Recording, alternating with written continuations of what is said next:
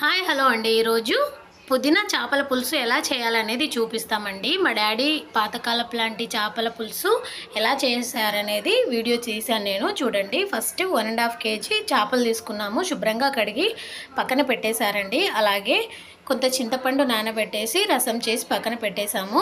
తర్వాత కొంచెం పుదీనా ఆకులు, పచ్చిమిర్చి, ఆనియన్స్, టమాటాలు అన్నీ తీసి శుభ్రంగా కడిగి చిన్న చిన్న ముక్కలుగా కట్ చేసుకొని పక్కన పెట్టేసుకున్న తర్వాత ఒక కడాయి తీసుకొని కడాయిలో మనకు కర్రీకి సరిపడా ఆయిల్ పోసేసామండి.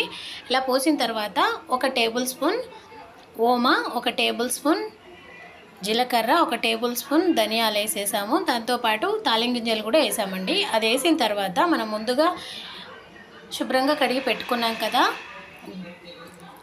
పుదీనా ఆకులు వేసేసి బాగా ఫ్రై అవ్వాలండి. పుదీనా స్మెల్ పోయే వరకు, పచ్చివాసన పోయే వరకు ఫ్రై చేస్తూ ఉండాలండి. తర్వాత ఫ్రై అయిన తర్వాత మనం ముందుగా కట్ చేసి పెట్టుకున్నాం కదా ఆనియన్, పచ్చిమిర్చి కూడా ఉన్నాయి కదండి, అవి కూడా వేసి గోల్డెన్ ఫ్లేవర్ వచ్చే వరకు ఫ్రై చేయాలండి. అందులోనే కొంచెం చిటికెడు పసుపు వేసుకోండి. పసుపు వేసుకున్న తర్వాత టమాటా ముక్కలు కూడా వేసి బాగా ఉడకనియాలండి. ఇలా ఉడికిన తర్వాత కారం, ఉప్పు కూడా వేసేసి ఒక 2 మినిట్స్ ఫ్రై చేసుకుంటే సరిపోతుంది. తర్వాత మనం ముందుగా చింతపండు రసం ఉంది కదండి, చింతపండు రసం ఇందులో వేసేయండి. మీకు సూప్ ఎంతైతే కావాలనుకుంటున్నారో అంత వాటర్ పోస్తే సరిపోతుందండి. మాకు 1.5 కేజీకి ఎంత కావాలనేది మేము ఇంత వాటర్ పోసుకున్నాము.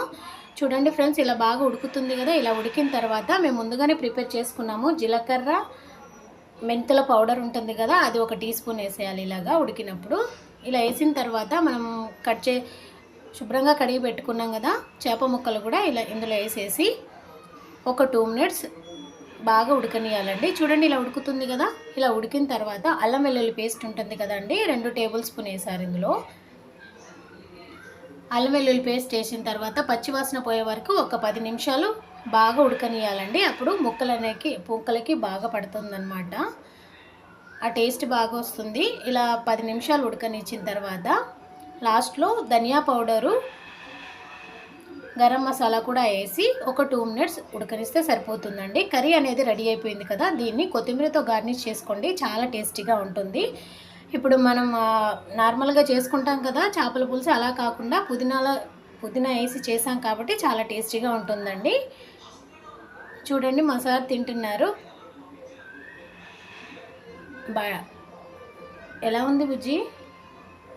చూసారు కదా, రొట్టెలో తినండి, చాలా టేస్టీగా ఉంటుంది. మా డాడీ చేశారు, మీరు కూడా ఇలా ట్రై చేయండి. ఎలా ఉంది డాడీ? సూపర్ ఉందంట. మీరు కూడా ట్రై చేయండి. వీడియో నచ్చితే లైక్ చేయండి, సబ్స్క్రైబ్ చేయండి, కామెంట్ చేయండి ఫ్రెండ్స్.